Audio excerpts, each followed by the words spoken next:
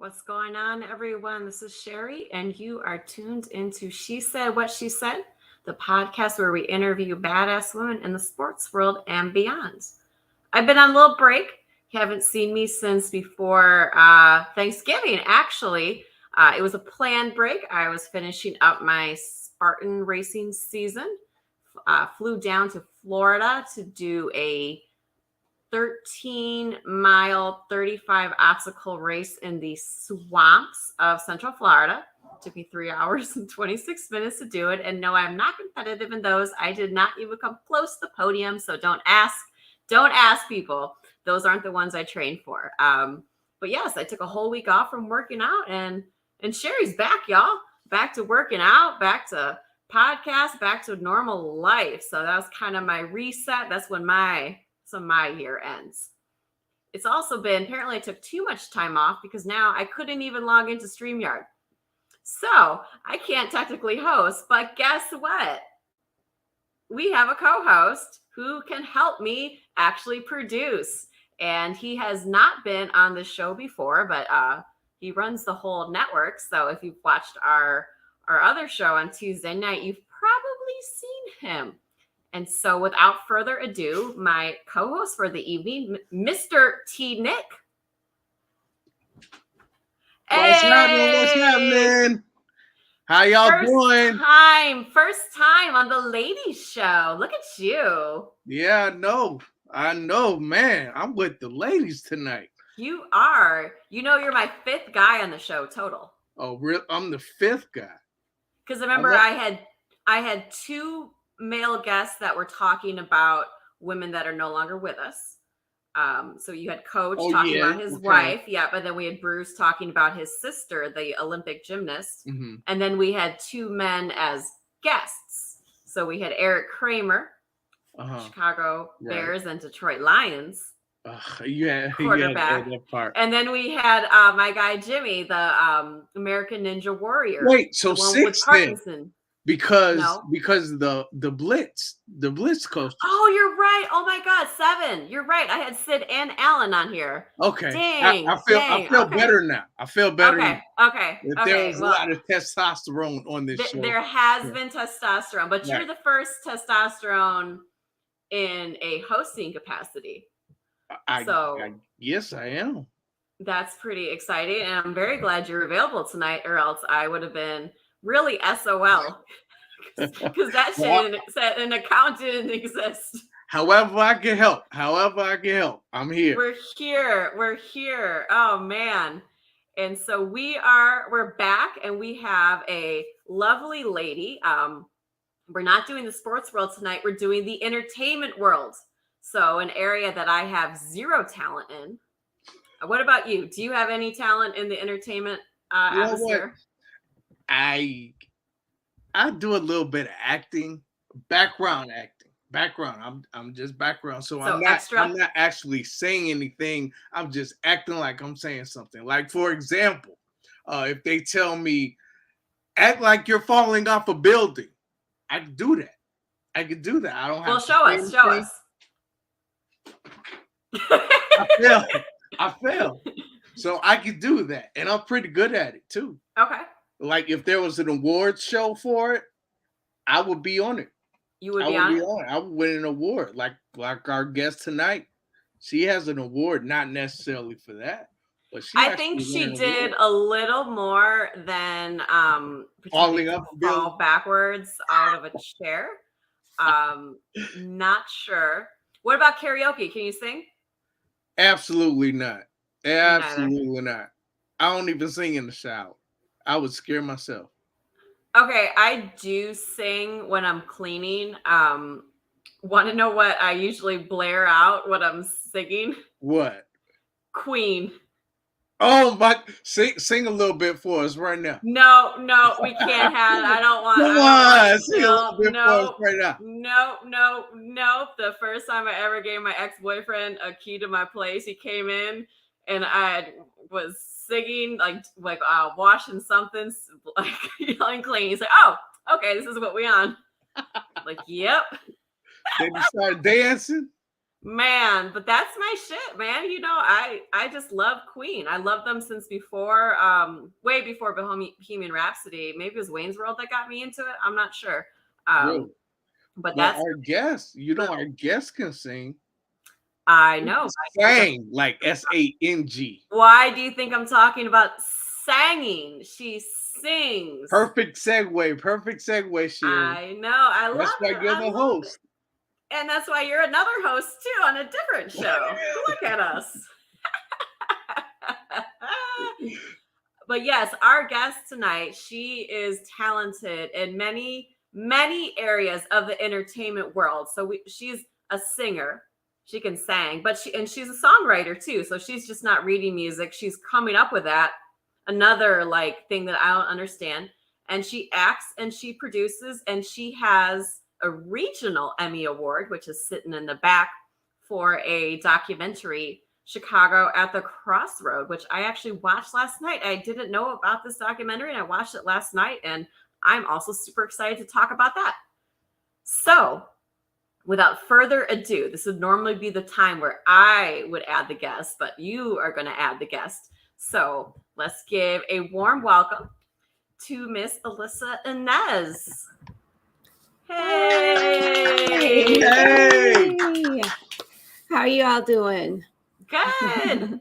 Awesome. Welcome. Thank you so much. Happy to be here. That is funny. The introduction was awesome. I feel like I should fall off a chair for T-Nick. I mean, it real good. I would like to see you do it. I think you do it better. Just FYI. I mean, we could have like a competition. Hilarious. But behind you, I want to talk about this first. The little statue behind you, because I have seen those before. You are actually my second Emmy Award winner on my show. Awesome. Documentary too, both times. I'm like, look at that. But that is I said it right. It's the regional. It's called a Regional Emmy, right? Yep, and it's absolutely. You're the associate producer? Associate producer. The film is Chicago at the Crossroad, made by the talented filmmaker Brian Schodorf and a slew of other people that came together as a community to make a movie for the community, to just give a different side to what's happening and why there's violence and such in our Chicago streets. So it's been really impactful to be a part of that project. The filmmaker was working on it long before I came along to be a part. But I was grateful to be able to jump in and do my part to just promote the film, make sure that certain things that we're saying within the film, the scripting is going, the way that it needs to go to get the message out. Also doing some PR for the film. Just really pushing it, got some wonderful screenings that were around Chicago. And it just really was one of the things I'm really proud about. Not necessarily I'm proud about the award, but, but I'm more so proud about the work of telling the story of, people always talk bad about Chicago. Chicago is the best city, period. Like, I've been to all different types of cities. I've lived in other cities. And born and raised in Chicago, so I might be biased, but I really believe in this city. And there's a reason why the city streets are the way they are. And it's not just by, these are just bad people out here rolling around with guns and bad attitudes. There is a system that has created an opportunity for violence in our city. And our goal with that film was to tell a different side of the story so that we can start fixing the system. The Firehouse is a nonprofit on the west side of Chicago that's really involved in hands-on every day working with youth on the streets to bring them into catering opportunities, job finding opportunities. So there's a lot of hope in our city, and that film is a part of telling the story of hope, but why it's not, why the city got the way it is. So yeah. So we won a little Emmy Award. Yeah, you did. Well, what high school did you go to? I went to Morgan Park High School. Yeah. Oh, shit. Southside. I won't tell you right down the street from my high school. I went to Morgan Park Academy.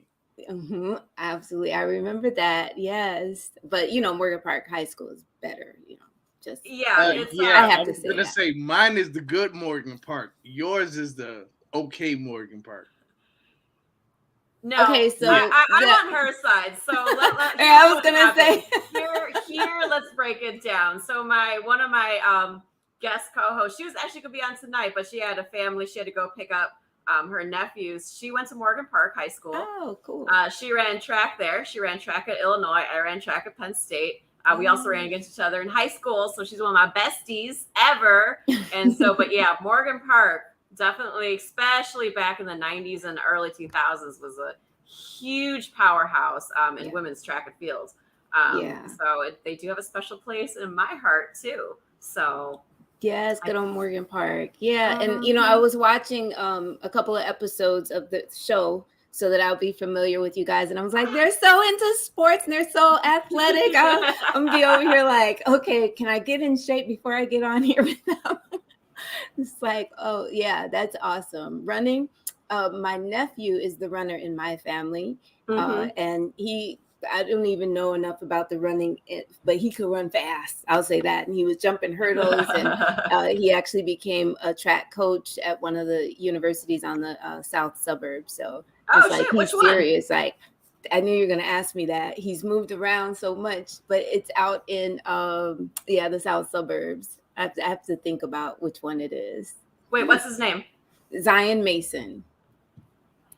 Okay, I don't think I know him. Let me look. But let's see what school Zion is at now, because he was at Northern for a while in DeKalb, and then he went to, like, he's moved around so much, but right now he's in the south suburbs. That's what I know. Okay, nice.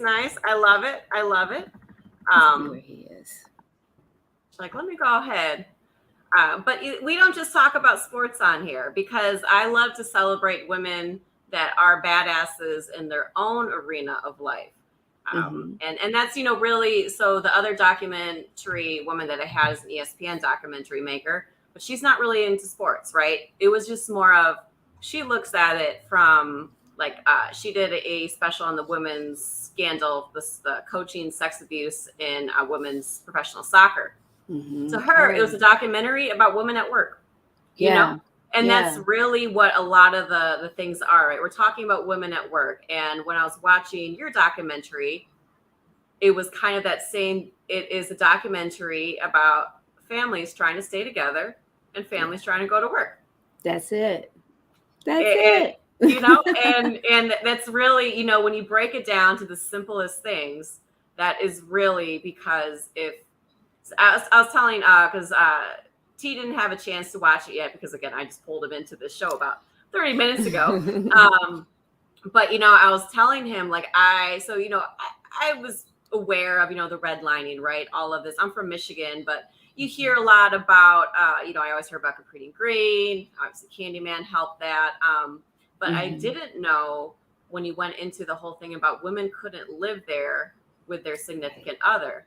And so to create an atmosphere where we're forcing women into single parenthood. Yes. And then saying, like, oh, well, look at all these absentee dads. You force the dad out of the life, and you force the father. So that part really stuck out to me. Yeah. So imagine that, like, the value that is placed on men is it's the system that put that value to say, oh, we'll give you more money if the man is not at home. That in itself is kind of like, do I have to feed my babies and have money to feed my babies, or do I stay with this man? It's just really was a sad time for our city, and I'm sure nationwide, actually, that was happening. And that's one of the good things about it's called Chicago at the Crossroad, but it applies to a lot of urban areas where we went down to St. Louis and screened the film. It's been screened out east and down south, and you find out similar type of systems were put in place, and keeping Black men out of the home and keeping men in general out of the home, so that women would just, oh, okay, now we can take care of you. Now we can give you money that's more than what your minimum wage, young boyfriend was going to be making, or your husband. It's really good that we're living today where things are getting better, people with hearts are in position who are not just about, racism and division. I mean, we still have a ways to go, of course, as a country, but I like the fact that there are good people in position that are making better decisions that are based on just logic and heart, in my opinion. Mm-hmm. Right. So I learned about this from watching the movie Claudine. I know you remember that movie, right? With I remember Diane Carroll and James Earl Jones. Mm-hmm. So Diane Carroll, she had what, 4 kids? Mm-hmm. And James Earl Jones, he was courting her. That's a word they used back in the day, courting. But the social worker would do like these random checks to make sure that he was not in the house. Yeah. And she was scared that she was going to lose her aid. Yep. She was scared she was going to lose her aid if there was any trace.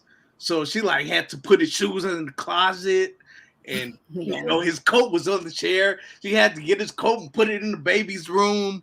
Yeah. It was crazy, but I just learned about this. I was grown. Yeah. And I learned about this, but yeah, that's a problem, man. That is a real problem in this country. Absolutely. And we talked about some of the other things that have gone into, why we have the disparity, but I was like, wow, that was like a major one. And I was just shocked, especially when they were talking about like being 16 floors up and your kids are playing downstairs. Yeah. So none of the kids have dads. And then the oldest boys are, this 15, 16-year-olds, and they're all of a sudden the parental figure, like, oh man, like it doesn't matter what race you are, how much money you have, where you are in the world. Like if you set up the system, it's going to fail. That's right. It's going to fail, or it's going to be successful in what it was intended to do, no matter what the race is, no matter what the city is. Like if they had put like money into maintaining the buildings and to keeping the areas, then yeah, sure, maybe, but like yikes. Yeah, kids it was raising themselves out on the streets. Yeah. That's never, because I mean, the frontal lobe isn't fully developed till you're 24 or something. You're gonna make dumb decisions. And I made dumb decisions. I'm sure we all did, but for us, the consequences wasn't life or death, right? Mm-hmm. This guy.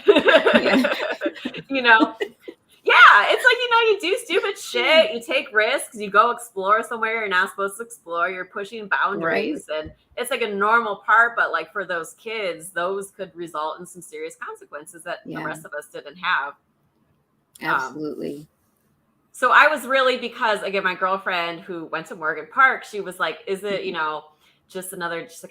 she doesn't necessarily want to see more documentaries that are just like, here's the crime in Chicago. Right. Here it is. Here's the problems, right? Like we can only see the exposure to the trauma so much and that's why I was like, no, I actually like the angle, right? I was like, I felt like it took a fresh angle. I liked how it followed one kid for a couple of years, right? Because that takes you back to the OG documentary, Hoop Dreams. That's right. Where you're cheering for somebody, and then you see them like, oh no, he ends up in prison, and then you see him again, and you're like, look, he's doing it. It was, you kind of get invested in somebody, and I really like that time lapse that he did on there. Yeah, and what Brian Shodorf did with that film is it's almost like watching two films, because it does talk about the crime, and it does talk about the redlining, and it does talk about the history, but then it does go into present day of here's a kid that came out of that, and here's the system that's helping him now, a community-based system that's helping him be successful and to have confidence in himself and his abilities and pride within what he puts out into the world. So yeah, we wanted to make sure the film had solutions, and if everyone could be a part of that solution, like literally whatever is in their city to do. The firehouse is here locally in Chicago, and for Thanksgiving, the Bears were Chicago Bears. Sports. They were over at the firehouse.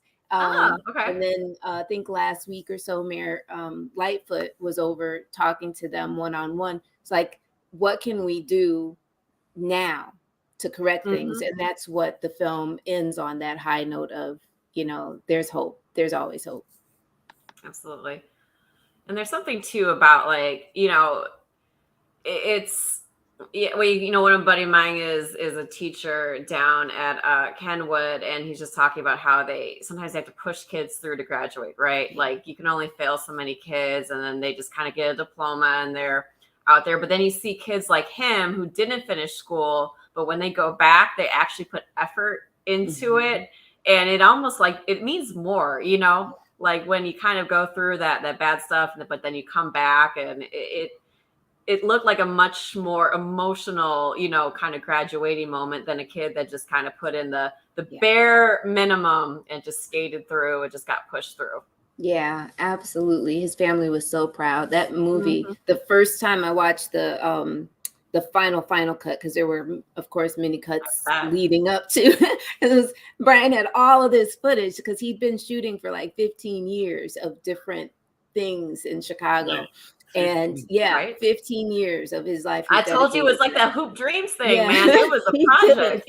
He did that thing, right? That's what I said. I wasn't there for 15 years, but I was there for the last couple of years, and just watching how much footage he cut to make sure that there was just this feeling of positivity. And there could have been a lot more darkness put into the film, but he chose, let's put this in and this in, because it is about moving us forward, not just dwelling in, oh, look at us, we have crime. And so I totally agree with my fellow Morgan Park High School alumni. I also love, I know, I told you I was like watching, so I was like, I'm gonna make some sports references on purpose, right?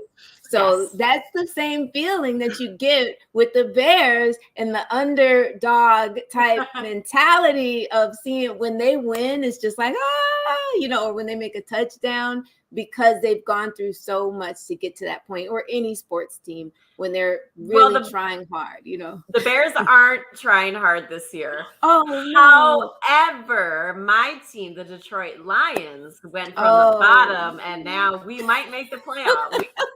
We started from the bottom, now we're here. So it actually is, it is kind of the feeling in Detroit right now with our team, where we're like, are actually good. I'm not mad at Detroit. I'm not mad at them. Yeah, you can't be mad at us, okay? We haven't won a playoff game since, was that 1992 or 93 with Eric Kramer? That's the only time we ever won a playoff game. So let us have something. All right. Well, Justin Fields has been playing really hard. I'll say that. The Bears, Justin is holding up that team. Football's my favorite sport, so I watch that as much as I can. I've been to a few games, but to watch even when he starts running, and I'm like, he doesn't have a support system around him, but he's running and he's running and he's running. And then when he makes the score, it's just all that much more beautiful. And that's how, to me, the things that are happening in Chicago are, where you have kids that don't have a system that's supporting them, but they're running and they're trying and they do what they can to make it. And that's why you get those goosebumps when you say, oh my gosh, they made it. It's something special in that. So how do we get the rest of them though? How do we get the rest of them? Yeah, we got to trade them out. I'm just kidding. Well, for the Bears, maybe. I don't know if we can trade out all the Chicago youth here. No. But what we can do is trade out their mentality, which is what the film is about. Like when you can go in, like there's been times where I've gone into schools to speak to kids, and I know lots of people in my, direct connections, they'll do the same thing, talk to youth, have programs where, I used to have a film festival that I co-founded in Inglewood, and we would go in and we tell kids, we're trying to put cameras into their hands and take the guns out of their hands. And that was really successful. We ran for 6 years. And of course, there became issues because funding it was a huge challenge for me. But at the end of the day, the kids want to be molded into their best selves. There's not a kid that you're going to meet, whether they're 4 or 14, that doesn't want to feel good about something they did or they're doing. And the thing is, if we can beat them to that feeling, beat the bad influences, and provide them with those feelings of pride and importance before they have a bad influence making them feel those things, then we'll be fine in Chicago. And I do believe that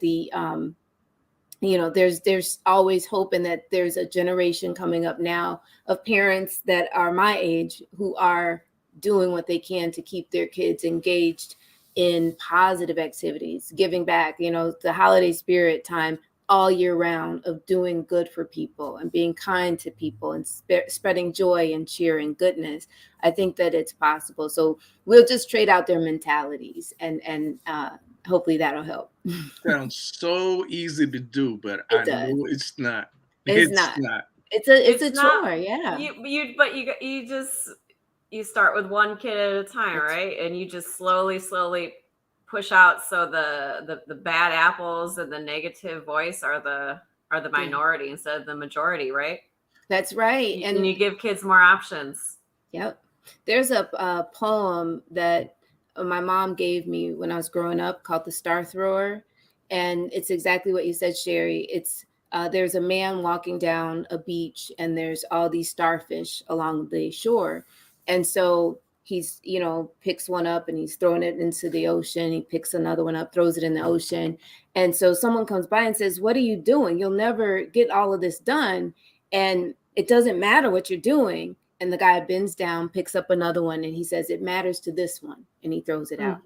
So that is the mentality that I grew up in, that if you can help one person, if you can help one of the youth, then you've helped generations, because you don't know what that person will become, what that young person will become.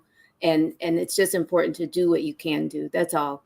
And don't, it's a joy to do it when you can, in your measure, do. So some people, we're only meant to touch one person. Some people are meant to touch, like Steve Harvey has a program where he helps hundreds of young boys every year. He can do hundreds. I can do, let me give it a classroom with 10. Yeah. But whatever we can do within our own measure, it does matter to the ones that we touch. Absolutely. Yeah. My sister teaches in a low income gang, area out in Colorado, but she chooses to teach there because she feels like she could make more impact on the world rather than teaching in one of the wealthy white suburb schools. But bless her heart. Yeah, I was gonna say bless her heart. Yeah. Bless her heart. If I don't want to deal with middle school kids, it is like the worst. But it's wild to think about, kids in middle school are already joining gangs. Yeah. It's like almost too. It's not too late, but I mean they've had like gang shootings in their parking lot. Like if a middle school, I wasn't thinking about gangs when I was in middle school. That was not something that ever crossed my mind. So to think of the atmosphere these kids live in. Yeah. And and part of it goes towards, in my opinion, the music that we're putting out and the shows, the films, the entertainment world has a lot to do with that, in my opinion, of what people idolize, what they look to, what they're exposed to. And, I talked to a teacher, I want to say last week, and she was like, these kids don't want to learn anymore. All they want to do is learn how to make money. How am I going to get the bag? And I was like, really? I was like, what grade? She's like, they're 5th grade, trying to learn how to get the bag. And they don't want to learn some things. And I'm not saying that's all kids, of course, but there's a plethora of music and entertainment that shows you, being an influencer is the thing, and that's going to help you get the bag, and being something, shaking your body and gyrating, that's going to help you get to be famous and all this other stuff. And for me, being in entertainment, that's where I take on my responsibility to try to put something else, another option of positive entertainment, whether it's music or films, out into the universe, because everyone isn't always exposed to, more wholesome things that I grew up with. Like I couldn't watch shows like, man, first of all, we barely watch TV. So I don't watch a lot of TV today even, but growing up, like Three's Company was a show that was on. My parents were like, no. That was one of my favorite shows. T-Neck's like, yeah. I love Three's Company. No, see, but they had a lot of innuendos that weren't appropriate for children. See, and I didn't know, and that was, I guess, as an adult when you're watching, it's like, oh, it's not that bad, it's funny, it's clean. Whereas now, we have these reality TV shows taking over, and we have the TikTok shows, and things like that. It's crazy. I mean, even like the music thing, like even when we talk about like rap music, like think of it like Tupac was a poet, right? Yeah. I mean, he legit like published a book or two of poetry. And I know that's how my sister's gotten some of her kids into reading, is exposing them to poetry. And she was saying she had this one young gentleman a couple years ago who never really read books, right? But he got into poetry and he wanted to read because it resonated with him, right? It connected to him too. But but you think of like the rappers from the 80s and 90s, they were more poets, whereas now it's, I don't know what they're saying, they're mumbling and it's like more about the beat, whereas before it was about the lyrics. Yes. And hopefully, like, again, like maybe I have just a whole lot of hope of bringing back, like, I'm a lyricist more than anything. Like when I write songs, I write lyrics, and I try to put a little twist on them to make them positive yet relatable and relative. I put out a song 2 weeks ago called Considering, and it's just a short story about people considering their decisions. Like, if you think you love someone, then don't waste time considering. Talk to them and get to know them. And the key line of the song is, don't let life get away considering. So it's like, and then I'm wanting more. I know. I'm like, wait, hold on. Don't let life get away. It's so it's one of those things where the entertainment industry has to take responsibility to be fair. And like, if people want scary movies, great, let's make scary movies, let's make funny movies, let's make dramas, but let's make sure that the pure flicks movies don't all end up like being like under budget and corny. Let's make some positive things that are really relatable to today's society, so that's what I love to do, is write lyrics. And that turned into, working into films, because I was able to place music into films. And so that's I was going to ask how you got into, right? Because you're originally, so would you say you're a songwriter before you're a singer? Yes. Okay. Yeah. I often put myself as a songwriter. Like, people say, oh, she's a singer-songwriter, but I'm a songwriter-singer. So I was writing songs, and I was trying to get those songs placed. And it was really tough to play songs with artists. So I don't know if I just didn't know the right channels or what to do, but I was reading books and doing what it said in the book to do, and I wasn't working. So I decided, I'm going to sing my own songs. So I sang my songs to demo them. And then people in the studio, oh, I like your voice. And I was just like, okay, well, I'm about to put this out. And when I put this album out, what's going to happen is someone's going to hear it. And then they're going to say, I want her to write for me. Well, that didn't happen quite yet. So I'm now working on another CD. I put out several singles. I have one album, several singles. And next year I'll be putting out an entire 10-song album of my voice again. Yeah. So I'm singing. I've performed at, Taste of Chicago and the Park West and House of Blues. Girl. Yeah. You performed at House of Blues? I did. I did a Foundation Room concert. Okay. Oh, that's a wonderful venue. Yeah, it's beautiful. I had a great time, and had my favorite guitarist, Vinny Roof, was with me, and just played. And I really like performing in intimate spaces like that, because I still feel like, for my life, I'm not trying to be, I want to be famous and I want to do this, I don't want to travel the world and like Beyonce. I want to travel the world, bring my guitar, and if I feel like singing in a cafe, I'm gonna go sing in the cafe. Okay. You know what I mean? Rather than being booked to come to do that. Because I'm more so, the songwriter, I'm more introverted than extroverted. So even right now I'm like sweating. I'm sweating. I'm nervous. A lot of entertainers are like that. Yeah. Yeah, they're more introverted. Yeah, I'm like They sweating. just don't show it. My nephew's gonna be like, "You don't remember where I worked?" I'm like, "I know. I'm so nervous." Oh my god! Oh, it's fine. It's just live and being recorded. It's okay. Thanks, Sherry. Thanks. No problem. No problem at all. I'm feeling just water. Here's the thing. I prefer to like have stuff live because I don't want to worry about going back and like editing and cutting, because that's when I would freak out to like the perfectionism.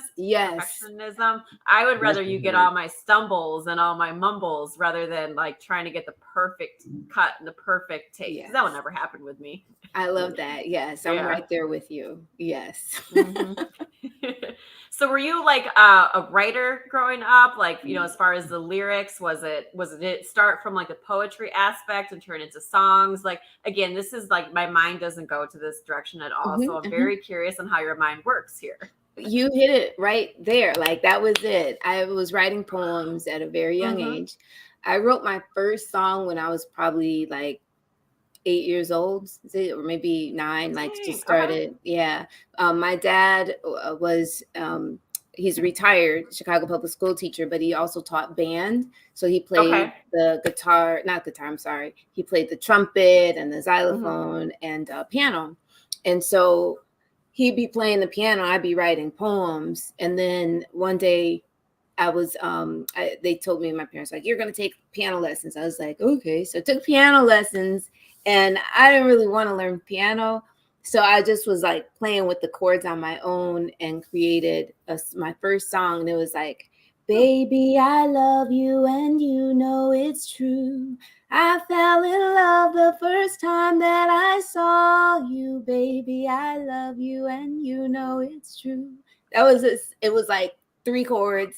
I love that when you were 8 years old. Yeah, I probably wrote that like when I was like 10. Like I wrote that. Like, same baby. There. Yeah, it's a baby. I was just a little kid, and but I really enjoyed the melodies. Yeah, I did too. I was like, okay, girl. Yeah, that's pretty much all the words too. It's like, baby, I love you. You know it's true. What do I know about love? I'm just a little kid. So you know how to love your parents, you know, so you do know love. You do know unconditional love.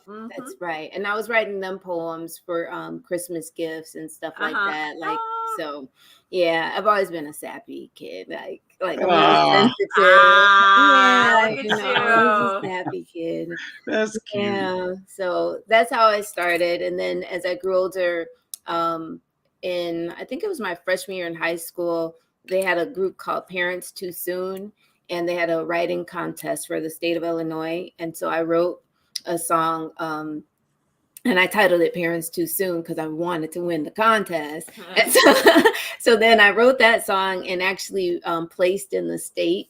And we were able to perform at the Second City, downtown Chicago. So that was like, I was just in high school, like, I don't even think I was in high school yet. I was probably in 8th grade, actually. So you know, you can't just talk about it and say you won an award for it and then not sing a little bit of. Oh, that sounds like. So why don't you sing something? Oh my goodness! If I can remember, it was like, parents too soon to understand, a father too soon, not quite a man. It was like something like that, but it was about trying to make sure that babies are not having babies. I think the song that won was "Babies Are Having Babies." That was played on GCI, and I said, "Babies are having babies, yes they are." Do y'all remember that song? No. No, but I like yours better. No, but I like the way you sang that. I know, right? Too. It was this whole big thing of, that was the issue of the day, teen pregnancy. And so I wrote that, and I just felt like I had a knack for it, and I really enjoyed it. And it let me be in my quiet space and make it make sense. Like I have siblings. I have an older sister, 2 younger brothers. So I was, and my brothers are twins. So I'm kind of like a middle child. And so I would be in the basement playing with my Barbie dolls, listening to George Michael. And my favorite group at the time was Level 42. You know Level 42, I know, right?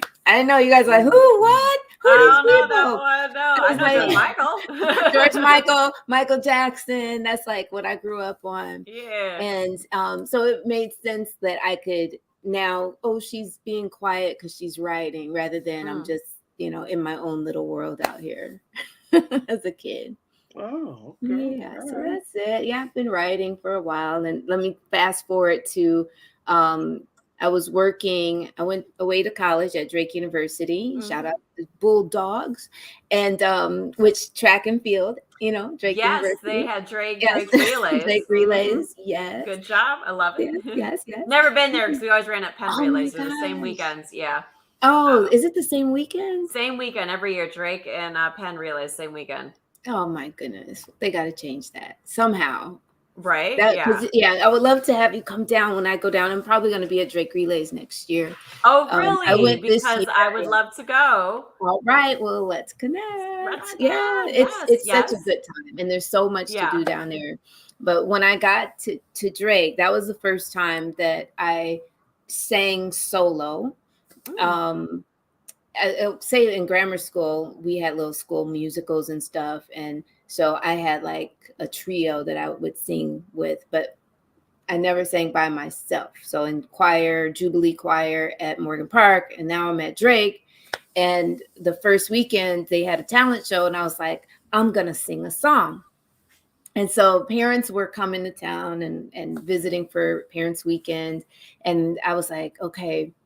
I was so nervous. I was sweating because my parents had never heard me sing solo. So, so I went in and they were leaving the talent show because, it's a talent show. So they were leaving early. So I ran out after them. So we're in front of the dorm and I said, you guys got to come back inside. You got to come back inside. They're like, why? I was like, just come in. Because I didn't want to tell them I'm singing. So they came back in and I sang Vanessa Williams. And it wasn't original, obviously, but I sang for the first time. And I got People's Choice for that competition. So that was fun. I was like, okay, I can sing a little as I said before, you can't just talk about a song that you sang and won an award and don't give us a little bit of it. You know that song, right? No, we don't. Tell us. Sometimes the snow comes down in June. Sometimes the sun goes round the moon. I see the passion in your eyes. Sometimes it's all a big surprise. 'Cause there was a time when all I did was wish you'd tell me this was love. We did know the song, but we needed. I was waiting. I know. I was in it. I'm like, yes. Make the best for last. I love that song. Yeah, it's a beautiful song. Yeah. What did your parents say? They were like, my mom said afterwards, she said, I was so nervous. I was like, oh, Lord, what's she going to do? When they called my name, oh, Lord, what they going to do? So she was like, very nice. My parents are very laid back. Like I'm way more outgoing than they are. So they're really quiet people too. I've never heard my dad say a curse word in my life. Like he's like, people said he was like Mr. Rogers and such. It's just laid back kind of person. And so they were in their true form. My dad was like, all right, Lisa, all right, pat me on the back. And that was pretty much it. But that was really important to me and to them to see that moment happen, because I think they felt confident now that I'd be okay away from home freshman year, Drake University in Iowa. Oh my gosh. Yeah, if you're out there, that's amazing. Yeah, so they were supportive, and they have been like, it's one of those things too when you don't know what kind of support to give. If you have a child that's doing entertainment, sometimes them just patting you on the back is what it takes. But they did buy me like about 6 years ago, I think, they bought me a Pro Tools box so that I could do Pro Tools and record my own songs. And I disappointed them. I can't do the technical stuff. I tried. Like it was hard enough setting up this Blue Yeti mic that super easy. I know, you plug it in. I was looking at the instruction like, okay, 1, Tina, we're gonna have to send you over to her place to set up that audio thing. Someone's got to be able to do it. I'm like, right, like, yeah, That's not funny. a technical person. That's why I was like, let me get the link to StreamYard like super early so I can play around with it. I've been playing around with StreamYard for like 2 days now, just so that I could make sure, because technology is not my, I can write the song, but recording it, I always have to leave it to the professionals to do that stuff. So you act in your own video? Yeah, I do. So I'm trying to hone my skills as an actress, because what I imagine for my life is that maybe someday I'll have a big song and then I'll do a walk-on cameo on a television show. And then I'll be prepared. I'll be trained. I'll have experience. So I won't be afraid and sweating in my one little cameo walk on. I think it was Alicia Keys that I saw walk on a show many years ago. And I was like, I need to be able to do that. So, yeah, so I enjoy it. I do background acting as well. I did have a speaking role on a show called Utopia that was, I think it was an Amazon show. I remember that. I didn't watch it, but I know the name. Yeah, it was a pretty good show. So I do recommend it. It was very interesting. I'm sad that it didn't come back for a new season, but that was fun. And just acting, like I take acting classes consistently. I just finished, ironically, I went back to Second City recently. Nice. So I just finished an acting class there this past Sunday. And yeah, I take other acting classes out of state, like go out to Los Angeles to try to just keep that muscle growing as well. Oh, next year I'm gonna be in unless the editors decide I'm not gonna be, you know how it goes. Yeah. But I did do some scene work with a TV film called Heist 88. Courtney B. Vance is the star of that film, and I was able to do scene work with him, which was really cool. I didn't have lines, but I had a name. My name. I had a name. I wasn't just background. Wow. Yeah. So I'm excited to see that come out next year, and that's the thing too. Like when they pulled me from background to put me into that position, I was like, oh, this is what I've been preparing for, Yeah. It's like, okay, I'm gonna do it. But it was, we'll see if it makes the final cut. But it was really fun to work with some professionals of that esteem and be able to look them dead in their eye and try to go toe to toe, to make sure that I'm giving what I'm supposed to the scene. But yeah, so I've been acting and I love doing it in my videos because that's good practice for me. Do you watch my videos? Sometime I was like crying and stuff. Yes. Yes. I was like, I'm hurt. Yes. Yeah, I gotta go there. Yep. And some of them are cartoons. Yes. Yeah. That's another thing too. Like whatever the song needs, because I'm more of a songwriter than trying to be an actual performer. That leaves me with more room, I feel, to do films. So I wanted to tell a story with a song. So I felt like a cartoon would tell that story best because the cartoon is simple and the song that I was, that's connected to those cartoons it's really simple principles that I just wanted to put out there. It's cute. It's cute. I thought it was cute. Little cartoons falling in love. Let me find out T-Nick has a sensitive side. He does. I don't know about all that. He said, yeah, he got to put on real quick. Voice get deep. Right, got real deep. They got real deep there. My voice got low. No, I ain't got no. He had to get that testosterone back from being on the show. Right. Surrounded by all this pink. That's all good. So what else is in store for what were you gonna say, sir? No, go ahead. Oh, I was gonna say, what is in store for you for 2023, which is coming up in like a week and a half? Right. Well, for me, I am praying for more peace and joy on earth. Presently, I am working on an album that will be out next year. Right. I'm going to continue taking acting classes. This year, I executive produced a couple of films. So next year, I did short films this year. So next year, I'm going to executive produce at least one feature film.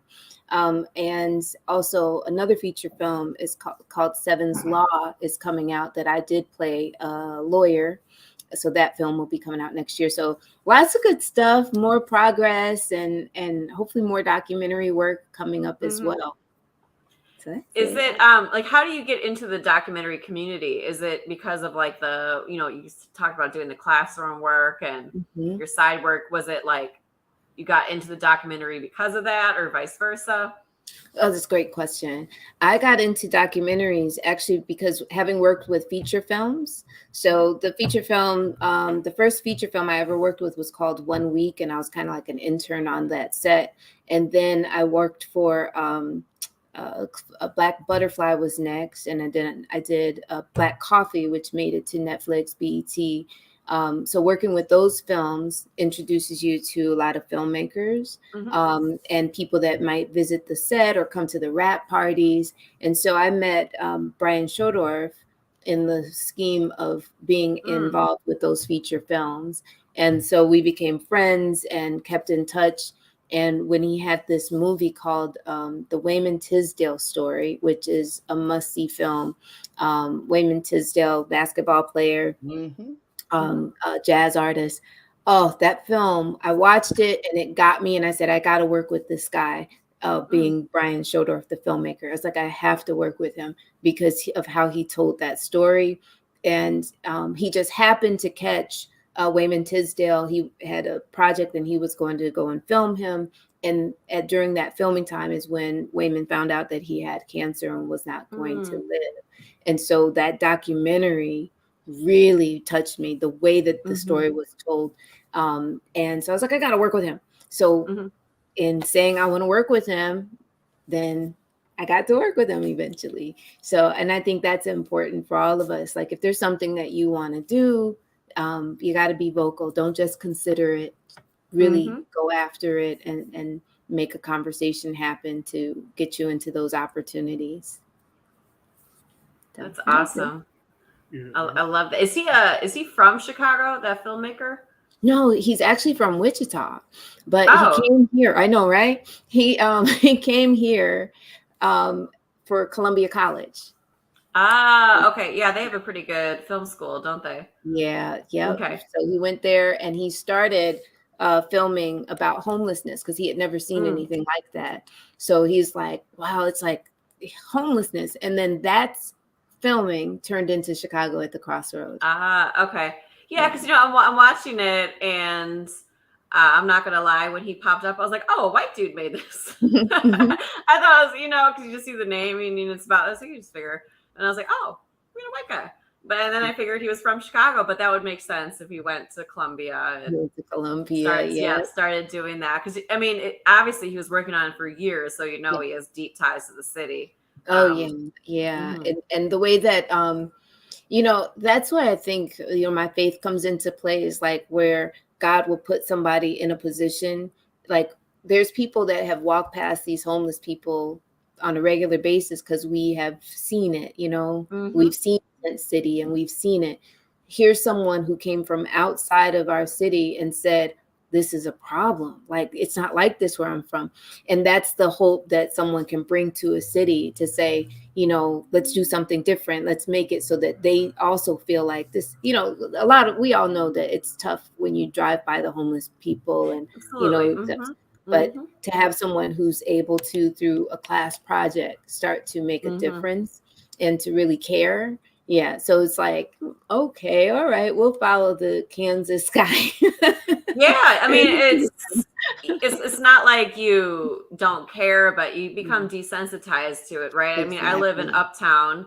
I run on the lakefront, and, there's tent cities up and down Uptown. And, I'm certainly not one of those residents that are like, I gotta get rid of them. But, and it's like, yeah, your heart kind of goes out for them. But, I haven't, gone in with a camera, right, to interview people, like, do probably what he's doing, of really looking into the why, looking into the how.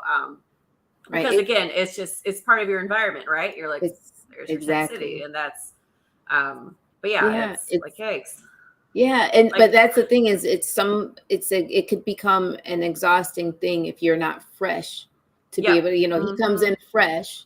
And so he can get in there and figure out what things are happening and make a difference. Whereas each day, just based on us living in the city, there's something that I'm sure we've all have done to help along the path of, a community service and such. So that's just like each person has whatever their part is to do to make the world a better place. And, that's my Michael Jackson quote. I love Michael. I do volunteer at the food pantry every week. See? So almost every week. It won't be tomorrow. I'll be driving back. Great. But yeah. So almost great. every single week. So right in my neighborhood. So that's beautiful. But yes, we are going to do a quick commercial break, and then we are going to get into our surprise. Oh boy. Okay. Tranquility, Trey Bella. Alleviate the stress of your day. A fresh approach to nail care service at the top of the pampering scale. Awaken your senses with no chemical smells. Relax. We're at your service with professional, personalized treatments. Enjoy a manicure or pedicure tailored to you. Trey Bella Nail Spa, 10349 South Halsted in Chicago. Follow us on Facebook and Instagram at Trey Bella Nail Spa or book at TreyBellaNailSpa.com.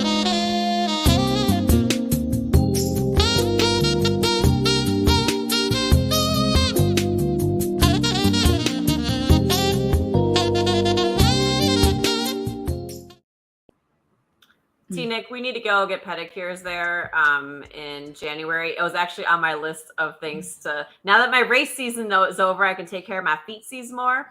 So put that on our calendar. Let's get pedis. Okay. All right.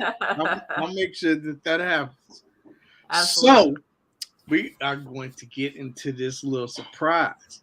So we have a game that we play on occasion called How Chicago Are You? Uh-oh. I'm so Chicago, but I was sheltered. Okay, let's go. I am going to ask you a series of questions. You're going to have 5 seconds to answer each. Okay. During those 5 seconds, you're going to hear this music. Okay. Maybe I should make it a little louder. No, it's good. So you have that for 5 seconds. When that music stops, I need your answer. Okay. But you cannot answer in the 5 seconds. You have to wait. Even if you know it right away, you have to wait 5 seconds. Okay. All right? Yes.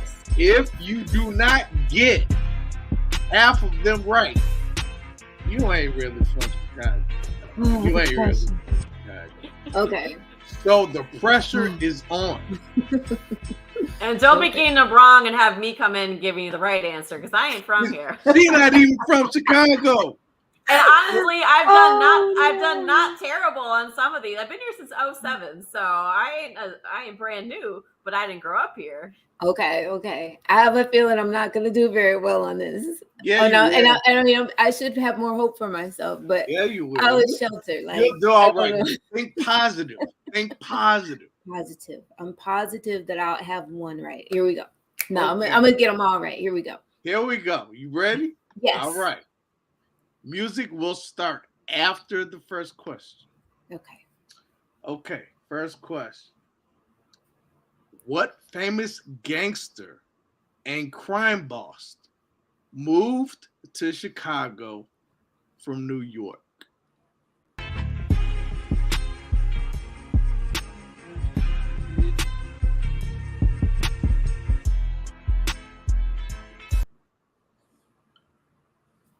Al Capone. There you go. See? That was a lob. That was a lob, though. Okay. That was a lob. Great. So you're 1 for 1. Just 9 more. Okay. Can I use Google? No. You cannot use That's why it's only 5 seconds. It's not, if we see you like this. You cannot use Google. You cannot phone a friend. You cannot ask your buddy. Okay. You can't do any of that. All right. And if we see your arms doing this, we know that's your Google. Okay. All right. My arms will stay Yes, Yes. I'm good. Matter of fact, you can do this. No. No, I'm just kidding. I'm just kidding. All right. So next question. Okay. What amusement park did everyone in Chicago go to after prom?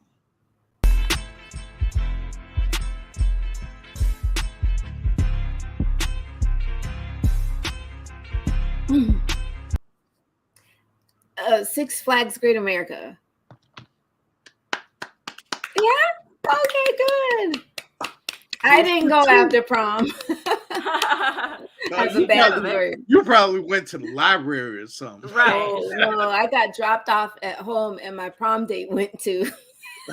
Oh, yeah, I know. right. I wrote a song about you it. went to go do other things. Oh, she said she wrote a song about it. Yeah, she wrote a song Dang. Nice. No, you are 2 for 2. Okay, I feel Good good about job. myself. Just 8 more. Oh gosh. Okay. Okay. Next question. Yes. This is kind of sporty, Okay. but I think you'll do okay. The United Center. That's where the Bulls play, and the Blackhawks. Okay. The United Center is located on what main street? Ooh.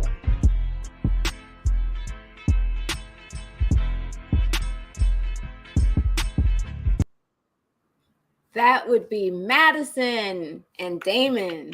Yes. Hey, she got the cross street. She Wow, cross good. That is good. See, you were 3 for 3, and you were downing yourself. I was. You were downing yourself. You're 3 for 3. Okay. Okay, so now there are so easy. You ready? Okay, I believe. Yeah, I'm ready. Okay. You built me All right. up so that I could be let down. Yeah, let's go. Keeler, Costner, Mm-hmm. Pedville, Kilpatrick, Kilbourne are all streets in Chicago. And they make up an area known as what on the west side?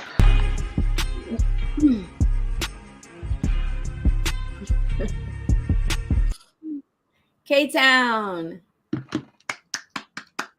Wow. 4 for 4. Dang, girl. And that one was a little bit harder than the other ones. I didn't know that one. Oh, okay. See, the K-Town. lady from Detroit, she ain't know that one. I knew the first 3. I didn't know that one. Okay, All right, so now it's gonna be a little bit harder. Okay.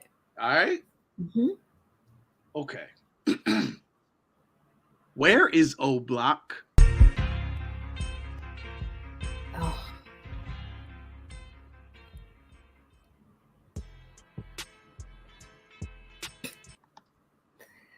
So I don't know what O Block is. Avenue O. Knew she didn't know what she said. No, Avenue with when she said so, I So knew why. what? She don't, Here's the she don't thing. know this. It's on 63rd and King Drive. 63rd and King Drive is Yes. O Block. Yes. Why? Why is it O Block? I don't know. T-Mac. I don't know why it's so. Wait. Now, see, I don't this know. game is just to answer the question as asked. Okay. It didn't say why it's O Block. You know there's an Avenue O. He doesn't know the answer. I don't know That's either. why I mean, he's I don't saying- know why it's O Block. It just is. Did you Okay. know the answer to that question? Yeah. Before I you said made 63rd and King Okay. Drive. Okay, but I mean, I'm saying before you got your did you know that? Like, is that part of your knowledge? Okay. Chief Keef told you. Remember Chief Keef? He was always talking about O Block. Ah, shit. Okay. Yeah. Okay, O Block. Okay, so 4 for 5. 4 for 5. 4 for 5. Okay, now it's gonna get no, this one isn't that hard. Uh-oh. You just have to travel the city a little bit. Okay. So what is the name of the late night seafood spot on 21st and Canal? Oh,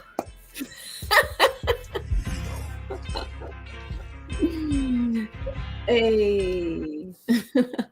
Lawrence's fishery. See, she had that one Yeah. ready. She Yeah. like, yeah. I was just down there like a few weeks ago. Good job. The quality Nice. of their food though isn't the same.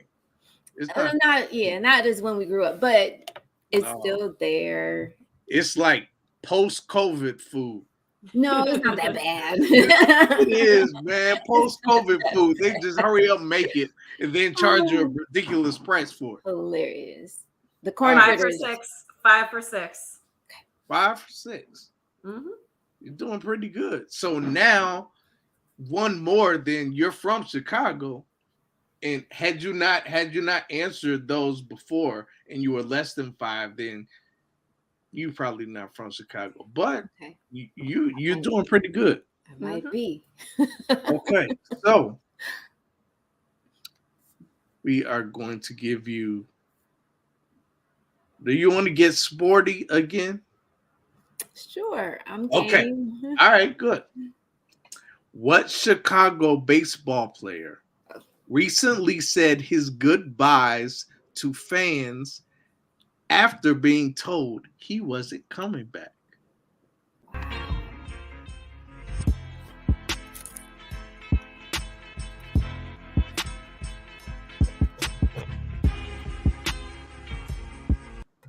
I gave you an extra second because I know, because I know you probably don't know that one. Sammy Sosa. Hell no, she said Sammy Sosa. Sherry's looking like what? I don't think I know this one either. No, No, I have no idea who it's that actually Jason Hayward, but that was kind of old news. But he was like a headline. A headline. They told him he wasn't coming back, so he wrote like this long letter to fans. Okay, I vaguely remember that happening. Okay, so that one won't count. I won't count that one. You won't count that one. No, because that one was hard as hell. That's a tough sports question. Shit, I had to remember who it was. Who the fuck? I know. Well, you said, I was like, ooh, I don't remember. It's like the Cubs got rid of a lot of people, but I was like, no, it wasn't. Yeah.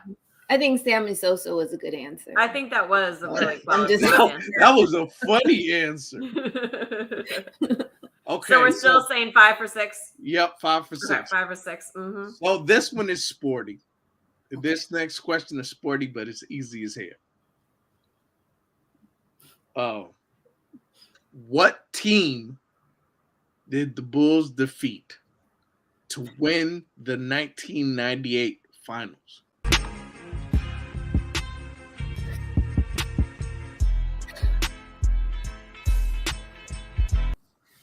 LA Lakers. LA Lakers. Oh no! No idea. No, the Utah Jazz. The Utah Jazz. Oh, okay. Michael Jordan pushed Byron Russell and hit that shot. Nah, I can't say. I'm not a big basketball person. Okay, I'll watch it, but football. But don't ask me anything about football either, because I won't answer that right. Okay, well, we're gonna get off sports. No, we're gonna get off sports because you're. So we're 5 for 7. 5 for 7 now. 5 for 7. Okay. All right. And you know what? My ass was. I was gonna say Spurs, but that was the. I'm glad you didn't say that because I know. I was like, but no, in my head, I was thinking Spurs. I was like, that's not right. That's not right. You know, like I knew it wasn't right, but that's like what I was gonna blurt out. I was like, that's not right. So we are going to get off sports because evidently you don't do too well in that category. So this next question is kind of a lob. If you know your schools in the city of Chicago, and I'm pretty sure you do. So, what 2 Catholic schools, guys Catholic and a woman's Catholic, are right across the street from one another?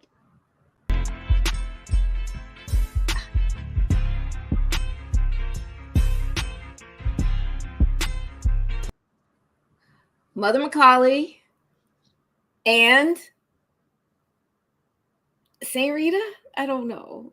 Yeah, It starts with an M. Right? Brother Rice. Brother Rice. Rita Rice. Brother okay. Rice. Brother Rice. Brother Rice? Yes, Brother Rice. On 99th and Pulaski. Okay. I'll take your word for it. So now you're I was going to say Saint Rita too. 5.5. We'll give her 5.5. I like this game. 5.5? Yeah. How'd you get a half a point? It was a 2-point. Oh, because she said She said she did get right, the woman's one, right? I feel you. Brother Rice. We'll go 5.5. I really like don't. Thank you, Sherry. I really don't understand the concept of a half point because it was a 2-part question, right? But she got half of it right. That don't count. That don't count. When you in surgery, the doctor said, "Well, I put half his heart in." So I put half of it in. Okay, all right. 5.5. Okay, 5.5. I can't fight this girl power. That's right. Too much estrogen in here. That's right. She said what she said. I love it. Right. Can't handle it. Okay, so we're gonna stay off of sports, but shit, I mean, even if we're not on sports, seems like maybe you're not doing too well in that either. Look. So I'll give you this question since you did the document. Okay. What mayor of Chicago stayed in the housing projects, Cabrini Green, for 1 day?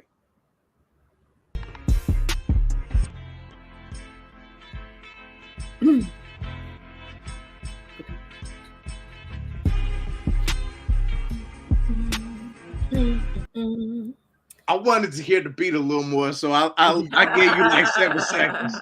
Thank you for that. Mayor Byrne. Jane Byrne. Yay. That was a cheap one, though. Good job. I like that. Good job. What year was that? 6 for 9? 6.5. 6.5 for 9. 6.5. What year was that? That fucking half. I don't know what year that was. I think it was. I mean, like what approximate? Give me approximation. Like 1980, I think. Yeah, something like that. 80. Okay. Yeah. So 7.5. 6.5. Fucking half. 7.5. 7.5. He gave you 7.5. I'll take that 7.5. Right? So you got one more question. Okay. One more question. The pressure is on. Yes. But actually 7.5 isn't that bad. That's like a C+. Yeah. Well. Yeah, but you were a straight A student though. So. I was. If I'd only known the O block. Yeah, well, you didn't. I didn't. You're right. You're right. Next question. All right. Last question. Okay. Where does the Chicago Sky play their home games?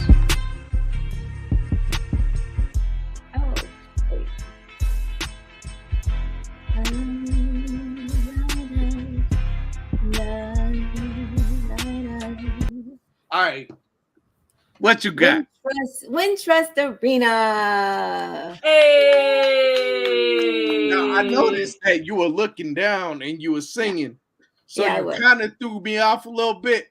But were you Googling when you were No, I'm answering. I was singing. You know she's not good enough with technology. Yes, I'm not that quick. Right. I'm not that quick. You know she's and I like to Google up here, Yeah. My keys are up here. Okay, so you got a B+.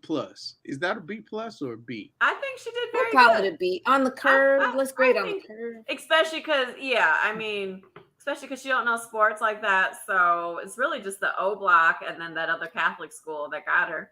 Yeah. Okay. Brother Rice. Good job. Good job. Next time I pass by Brother Rice, I'll be like, I take you. Can I ask a bonus question? Yes, you can. Okay. And I'll give you 10 seconds to answer this.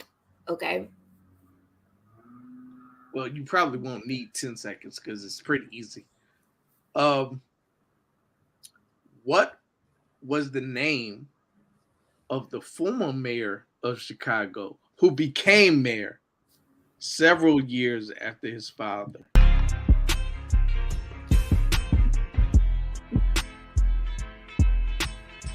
full name. Full name. Full name and initial. So it's Richard Daly, but you said I have to do the initials, so it's either the M or the J. Full name with the initials. The M or the J. So I'm gonna say it's the M, Richard M. Daly. I'll say that's right, right? Is it right? Yes. Richard Mumford Daly. Very good. Mumford. Oh no, I don't know. I don't know what the M stands for. Mumford is a high school in Detroit. And the old racist one was You can Jay. say it. She said what she said. He was, hey, I'm not a she though. Fair, but I'll allow it. Okay, but yeah, he was the J. The Jag-off. Okay, I'll remember it from now on that way because I always do get it mixed up. Yeah, I mean, he was in. Wasn't he in your documentary? Yeah, yeah. He caused a lot of this shit. Yeah, so he definitely did by design. Yeah, yeah. He just. I'll say he was like the architect of this shit. So you can call him racist. That's fine because he created the problem. Which and he created it here, which led to other urban cities following suit. Oh, if he could do it, we could do it. You know. So yeah. Mm-hmm. The blind and the dumb leading the blind and the dumb. I guess that actually turned out to be a good question then. Yeah, it is because it sounds really easy, but then you're like, wait, I need the initial too. Yeah. Because you could have just said Richard Daly. Right. Because I mean, I like work next to Daily Plaza, so I'm like, oh, wait, which is this? Well, thank you so much for joining us. Thank you greatly appreciate it. I have to go watch all your music videos. I was so into the documentary. I know T-Nick. It's on Peacock. The documentary is streaming on Peacock. If you have Xfinity, it is included in it. So I did watch it last night. But yes, we will stay in touch because we have to go down to Drake. Really? Yes, for sure. Thank you both so much. This was so much fun. And you guys are wonderful to talk with. You made it ezy. Yeah. So thank you. Thank you. All right. Bye. Bye. Bye. I was gonna say I can't do it. It's you. You gotta hit the little exit button. She's so awesome, man. I love her. I know. She's awesome. I love it. Yeah, like I said, I really like that documentary. I'm going to put it on your to watch list, sir. Okay. And I'm going to have to go look up the other one that she was talking about that filmmaker made. So we did not mention that. Well, actually, I think she did touch on background acting, but she's been on Empire. She's also been on The Chi. And I think she's been on The Chi a couple times. Probably, yeah. Okay. Yeah. Okay. And nice. She's very talented at not saying anything. No, I'm just kidding. I'm just kidding. But I mean, you know, she does have a look. So, and so they bring her back all the time. Absolutely. Yeah. And, it was definitely fun to talk to her. She's really Thank you for getting her for me. I appreciate that. Look at you. For sure. And there are more to come. Yes. More to come. So I look, if it's an interesting person, I don't care what her background is. I just want to talk to interesting people. Right. And that's what I've been doing for over a year. So right. But Mr. T-Nick, I want to bring up a certain conversation. Remember when you tried to make a bet with me before the season started? No, I don't remember that. No, I don't. I don't remember that. Aren't you glad that I didn't take that bet? Aren't you glad? Or else you would be assuming that it was a bet saying that the Bears were going to have a better record at Detroit. I'm assuming. I don't know. You don't know. And then you said the loser would have to wear the other team's shit on camera for the rest of the season. I plead the fifth. I don't remember saying that. And I was like, I think the Lions are gonna be better, but like I was like, I don't want to take that chance because it's the Lions. Like we have, going into the season, there were a lot of questions that I wasn't sure about. Like I knew, like I like the coach. Like I feel like we had I was like, I don't know if this is going to be the year where we start actually, putting the wins out, or if it's going to be next year. Well, here we are. You have a memory like an elephant.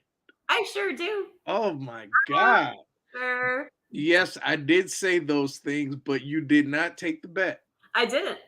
And you know what? For your own personal sanity, I'm glad I didn't either, because I don't need you to suffer any more than you're already suffering right now as a Bears fan. Thank you. Thank you for sparing me. Because y'all are living a hard season. It's a tough life. No one will even take tickets off of you. You can't even give tickets away for free at this point. I can't. True story. I can't. I can't give it away. Someone go to this game, like, nah. Yeah. And what makes it worse is that it's gonna be like negative 1,000 degrees on Saturday, plus a blizzard. Mm-hmm. So I can't pay people to No. I was gonna say I wish that the Bears were playing the Lions this weekend so I could go to the game, because they're playing right after New Year's. But with the blizzard, I don't know if I would go. Well, it's not going to hit Detroit as hard as it's going to hit Chicago. But I have been in a game years ago. There was a Bears-Lions Thanksgiving game that a blizzard came during the game, and it took me 3 hours to get home. Oh my God. I live 40 minutes away from the stadium. Jesus. It was just complete. And because you're like indoors, you're not even seeing what's happening, because it's supposed to snow, but like it got way worse than it was supposed to. Then you come out, you're like, oh, son of a, Oh, wow. Yeah, like you couldn't even see. Like I took the wrong exit because you couldn't even see the signs. Like everything was covered. So like like 96 and like 23 and 4, they all merged back to like where I needed to go. But like I went and I'm like, oh shit, I went on 23 instead of 14. So I had to like cut. I was like, shit. So you had to deal with not being able to see anything, and you all lost? Damn. I didn't get lost. No, I'm saying Detroit lost the game. Oh, no, we won. No, y'all didn't. No, y'all didn't. Wait a minute. So this wasn't against the Bears, then? No, it was. No, you're right. I think the Bears did win that one. Yeah, it was like 10 years, like 8 years ago. Yeah. I'm getting. Look, I've been to some games where listen. Were you alive in 1978? It wasn't. Well, that was probably the last time Detroit beat Chicago in Detroit. No, actually it wasn't. No, it wasn't. That's a lie. It's not. But that's okay. You know, I'm gonna let it slide because you're suffering right now. Whereas my team, they now have bumped it to a 39% chance of making the playoffs. So we need Seattle to lose one. Mm-hmm. That's going to happen. They play at the Chiefs, and the Chiefs still need another win, I think, to secure home field shit. Yeah. So the Chiefs actually have to play. Yeah, they're going down, and then we need Washington to lose 2 because of that tie. But Washington, I believe they play the Jets as one of their games in San Fran, so they don't have an easy schedule. They have like San Fran, Jets, and Cowboys, I believe. Cowboys will be their last game though of the season, so that one the Cowboys might not play their people. Well, San Fran, they're playing with the rookie quarterback. They're playing with Brock Purdy, but actually Brock Purdy's but Brock Purdy did not look bad. No, he doesn't look bad at all right now. They're playing at San Fran, and honestly, the Washington isn't that good. Well, they're not that good. They're not that good, but they're not that bad either. No, they're not. But because my guy is the coach he's the defensive backs coach, I'm not gonna say they suck. I'll just say that they aren't terrible. No, they don't suck. They certainly don't suck. No, they don't suck. But they are not as good. They're not terrible. They're not terrible. Right. But do they belong? But do I think the Lions are a better team than them? Yes, I do believe the Lions would be a harder team to play in the playoffs than Washington. Oh, wow. I don't know about all that. If you're doing the last playoff spot, who would you rather?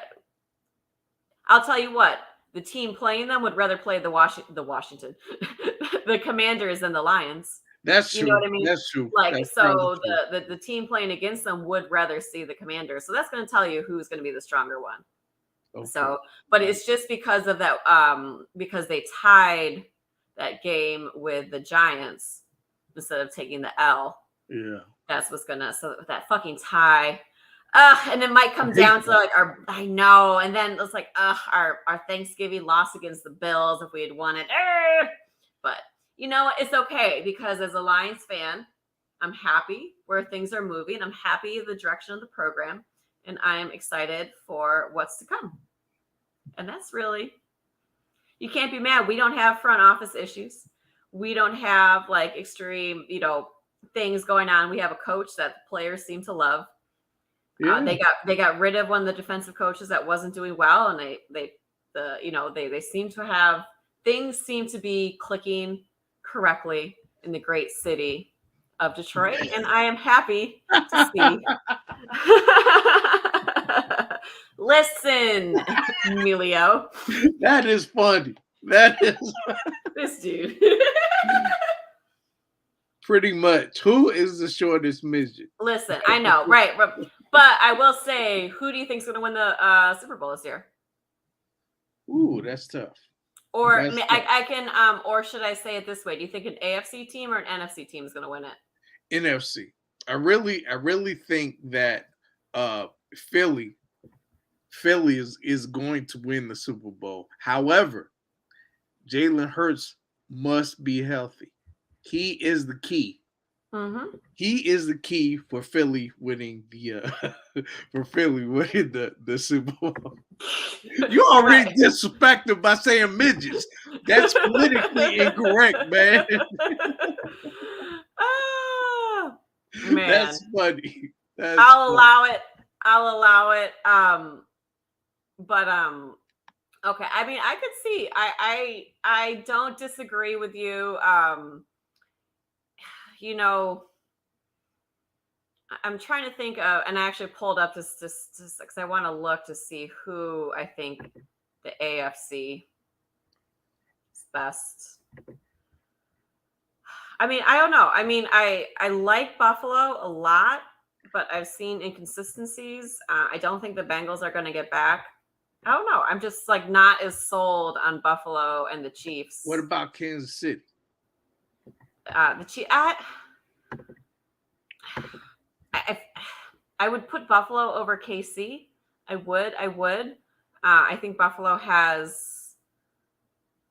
I think Buffalo has more talent. I think Josh Allen is fucking phenomenal. But Pat Mahomes.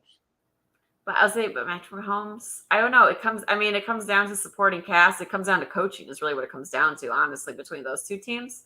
And I mean, we've seen some inconsistencies, right? We've seen some games that they've Buffalo and KC have been in games that should not have been close, and they've been in close games. You know what I mean?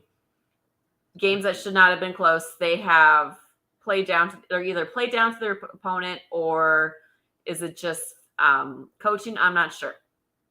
Philly, God, as much as I hate to say fly Eagles, because I fucking hate. I hate to hear it because I hate Philly fans. But honestly, that's the only NFC team I think would have the capacity to win. You know what I mean? Vikings ain't going to do shit. Vikings will be an early exit from the playoffs. I think they're a fluke. Did you see that Kirk Cousins, though, was named the Pro Bowl quarterback? Are you serious? Yes, they did 3 from AFC, 3 from NFC. Kirk Cousins was on there. I just saw it before we started. I was like, he's not even. He's not even. He's good, and then he's not. Jefferson makes him look. I was like just a about to superstar. say, but he has. But look at his fucking supporting He cast. makes You him have look like Jefferson, a superstar. and you have Thielen too. You know, you have Thielen's not having the year that he's had in the past, but he can still catch shit. You know what I mean? He can still make those acrobatic grabs. But yeah, Jefferson. But yeah, I mean, San Fran. No, I mean, I don't think Dallas is winning. I think if for some reason the Eagles don't make the Super Bowl, then the AFC will win for sure. Yeah. If the Eagles don't make the Super Bowl, they done fucked up. Yeah. I don't see anybody else in the NFC aside from the Eagles. So, but that's why I feel like, but the AFC, I don't know. Just Bengals just haven't quite been what I thought they'd be this year. Like they were supposed to get. I mean, they have been playing a lot better these past few weeks, which is good because at the beginning of the season they were. But I mean, it's like from where they were last year, they were supposed to make all these improvements, and they didn't. Right. They seem, weaker in the places that they were supposed to make improvements. I don't see the Bengals making it. I don't know. I mean, it's a toss up at the top, but I'm gonna go East Coast on this one. I'm gonna go Bills, Philly, Super Bowl. Bills. Mm-hmm. Interesting. Okay. I mean, Bills are definitely playing on all cylinders. Yeah, I think just with the way the teams are playing, and especially with KC almost fucking up the other week, I just don't think they are going to be able to put it together throughout all the playoffs. Right. So I'm going to go Bills. As long as there's no significant injuries, I'm going Bills, Eagles, Super Bowl. Do I have to pick a winner? That sounds good. Yeah, pick a winner. As my dad would say, there's one thing that the Bills are good at, and that's losing the Super Bowl. They're good at choking. So I don't think we're going to break that curse. So I'm going to go with Eagles over Bills Super Bowl. Yep, me too. You're going the Bills? No. Oh, yeah, they'll get there. No. You're going Eagles over Bills as well? Yo, definitely. If that is going to be the matchup, yeah, definitely. That's the Super Bowl I want to see. Put it that way. A lot of people want to see that. Put Emilio's comment in there. No one believes in Dallas. I don't. No. No one outside of Dallas. No, I mean, fans Dallas believe in Dallas. Dallas, they may not even believe in Dallas. No, I just don't think Dak is just. I don't know. He ain't the man. He ain't gonna do it. Dak is a broken dude. He's a broken dude playing football right now. Yeah. It ain't their time. It will never be their time. But we'll see. I mean, shit, Chiefs might fuck around and win the whole thing. We'll see. Emilio's on it tonight. Whack Prescott. On fire. Another question for you. Yeah. Besides the Vikings, which other team do you think is going to have an early playoff exit? Can't use the Vikings. Can I say Dallas? Yes, you can. Okay. They will have an early playoff exit. Okay. I'm going, because we took those, I'm going to go Bengals. I don't think they're going to put it together. Yeah. Just not believing in them. I think they're gonna have a little. It depends on who they play, but I would say Bengals would probably be, since we're not doing the Vikings, obviously, and since you took the Cowboys off the radar, I'm going to go ahead and do my third choice for early exit, which would be the Bengals. Look, I can see it. it. They're definitely not going to repeat their performance. No. Last year was their year. It just, like I said, I mean, look, they put all that, they were supposed to have the line, it just ain't there, I mean, the receivers are there, but the offensive line still isn't there. So well, I think they were destined for last season. They're not destined for this season. correct. Last year, but my boy Stafford got his ring, and now he don't give a fuck what happens because he got his ring. Woo, woo, woo. Stafford, he's not even playing right now. They done brought in Baker right. Mayfield. They done called him Baker Mayfield. Yeah, Baker Mayfield is playing right now. Yeah. But I will say last season it did seem like the Rams were destined and the Bengals were destined. I don't know. I think Philly's destined this year. I do. I think Philly is, as much as I hate to say it, I think Jalen Hurts is trying to be Super Bowl MVP. I think Philly they may be destined, but I think they're set for the future too. They could actually start a dynasty because I don't see anybody beating them for a few seasons if they keep it all together. Mm-hmm. Yeah, I mean Hurts is really young. Emilio's question: are you happy he won with another squad? You know what? I am because Stafford put in the work. He put in his time, and I will say the trade worked for both teams, right? It got Stafford his Super Bowl ring, right? Rams went all in last year. They went all in to win. That was their year. They did it. Us, we got some pieces. We got some draft picks. We are going to build. So I'm looking forward to seeing what we do with the draft. Because, look, Goff is good enough, man. Goff is good enough. He's good and terrible.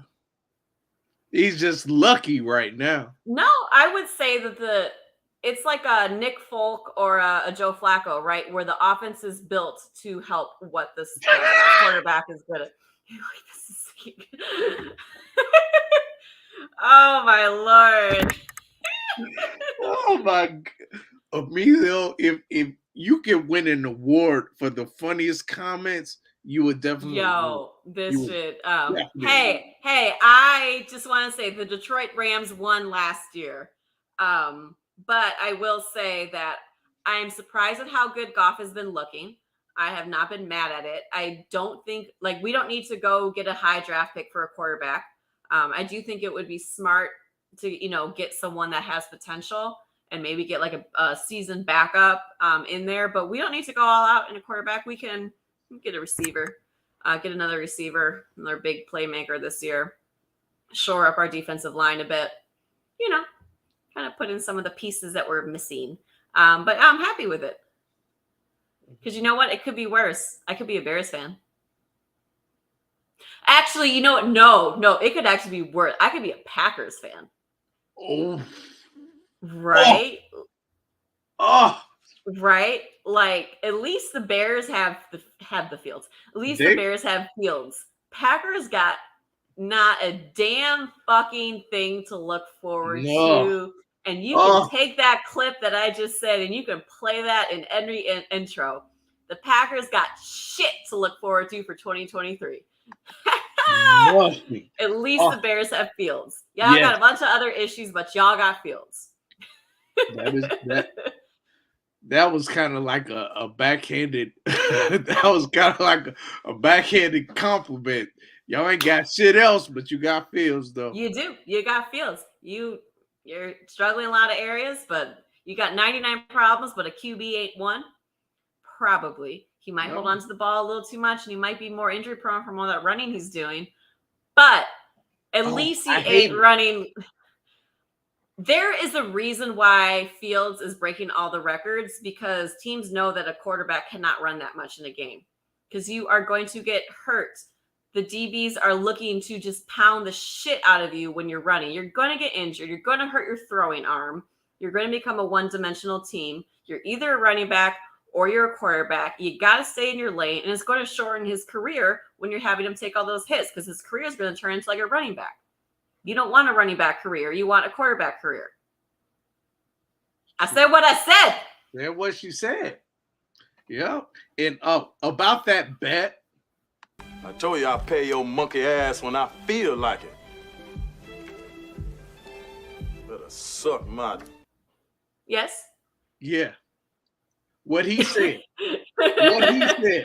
I'll pay your monkey ass when I feel like it. But anyways, on that note, my good sir, although I will say, man, Milo cracked me up tonight. Okay, so we ain't got no more to say. You want to shout out anybody, Sherry? You know what? I will.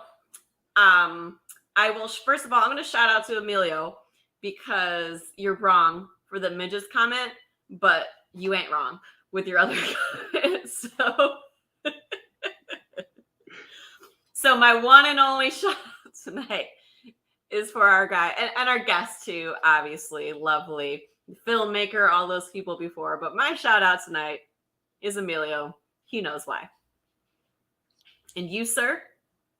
Well, first of all, I do want to shout out Alisa for coming on and dropping the nuggets that she did. Yeah. And you, Sherry, for even having me on the show. I appreciate it, even though she said what she said. It's still fun to have you around. Today we made it she/he said what he said. But that's the end of my shout out. So I don't have nothing else to say. So take us out. This has been a Chicago Clubhouse Network production. He doesn't even know where the outro is. Look at you. I'm out. We out. See ya. We out. Bye. Bye. Merry Christmas.